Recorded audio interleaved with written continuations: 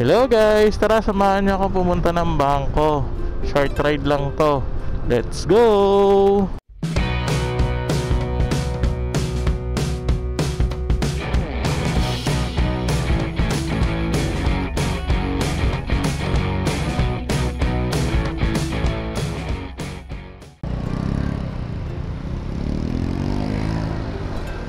Ayan guys, aga-aga, traffic. Gawa kasi nito mo naman nasakop na buo. Usually yung mga ganyan dapat sa gabi lang diba?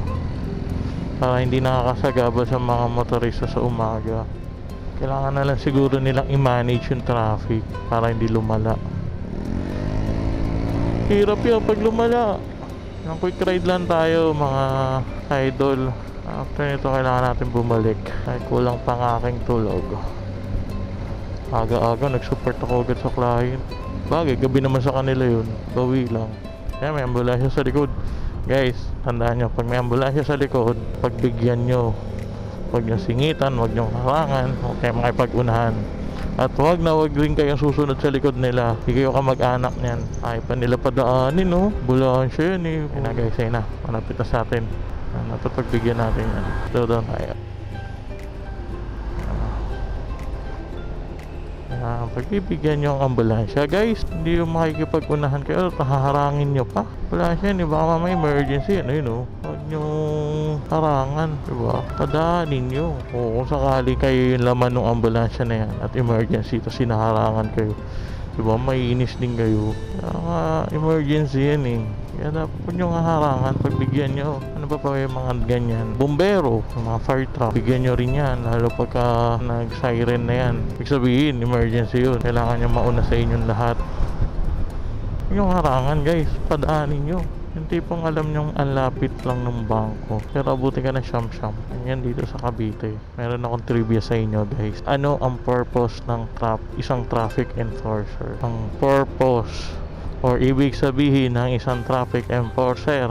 Sa mga hindi pa nakakaalam, ito po yan ang trivia. Ang traffic enforcer ay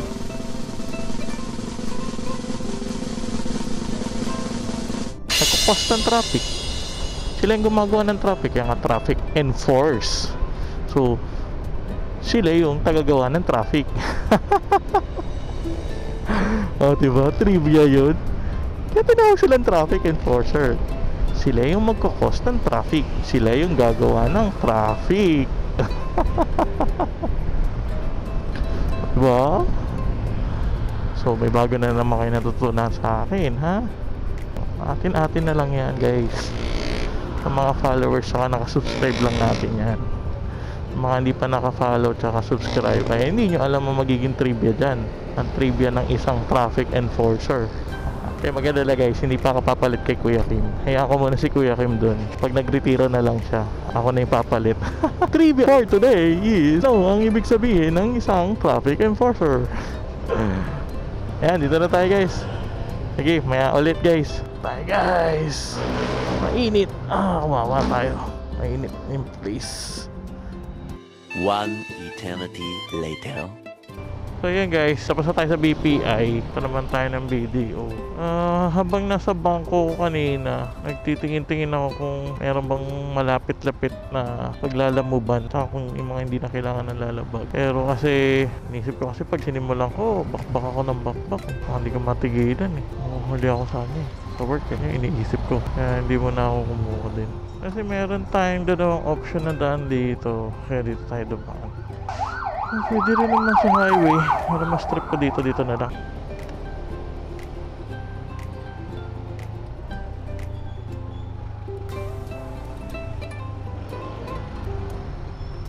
Stop ba?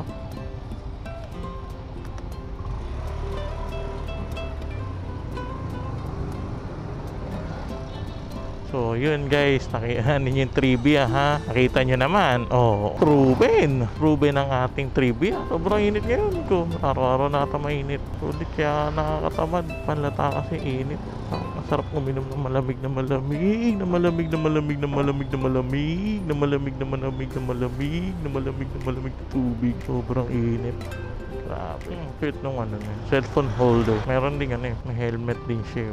Tama nga naman di siya mainitan. Brad, tayo nga natin nainitan eh. Siyempre sila din. Kasi kakatapos lang natin mag PMS na 500 since 1,000 na siya 1,094 96. Hindi ko lang kung ang next PMS kasi niya is pang 1,000 PMS sana tayo kanina so out of way na tayo eh. Aim ko kasi kanina is kapag hanap ng BDO bagong fit ni Kuya kaya ganyan yung premium na white diba bagong bago. So yun, baka nagtataka kayo ba't ang daming bangko kong pinupuntahan. Iba-iba kasi yung purpose ng bank ko. Ibang bank, purpose niyan is yung pang daily expense mo. Yan. Isang bank is para dun sa GCash mo. Doon tayo nagpapaikot ng pera. Isang bank is para dun sa savings mo and future mo. Emergency funds. Isang bank. Then is another bank. Dami tayong bangko guys, sorry. Sorry na kasi ini-scattered ko yung yung pera. May kanya-kanya silang purpose. Hindi lang basta nilagay mo sa isang bangko nandun lahat. Ganun kasi yung mindset ko. Hiwa-hiwalay. Parang natutunan ko yan sa ninang ko, kay Ninang Joy. Bigay sa akin ng tip na dapat hiwa-hiwalay para hindi mo na gagastos, hindi mo na kukuha. So, ayun. Iba yung pang salary ATM mo, iba yung pang emergency funds mo. Yan. Tapos iba yung pang investment mo. Yan. Dito lang kasi yung main machine yung deposit machine. Kasi yung mga bangko ko halos Manila area kung saan ako dati nagwo-work. Siyempre pag nag-resign ka, nasa yun kung gusto mo pa-maintain yung bank account mo. So mini-maintain ko yung iba kaya madami.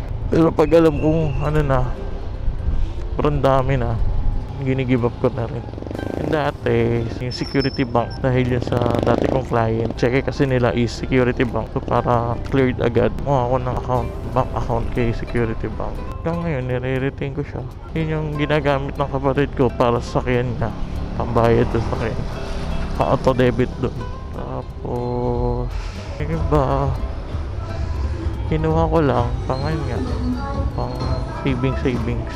Okay, dito na tayo banda. Pasok lang tayo dito sa loob. Nandito yung BDO na merong deposit machine. Kasi pag may deposit machine ka kay BDO, wala na siyang charges. Kahit nasa probinsya ka na, and then Manila account yung BDO mo. Yan, walang yan.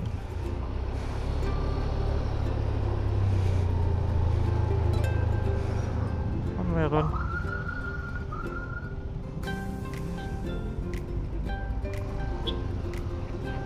Yun lang, enforcers. Hey guys, nakatapos na rin tayo sa ating agenda for today sa mga bangko. Ayan, pauwi na tayo.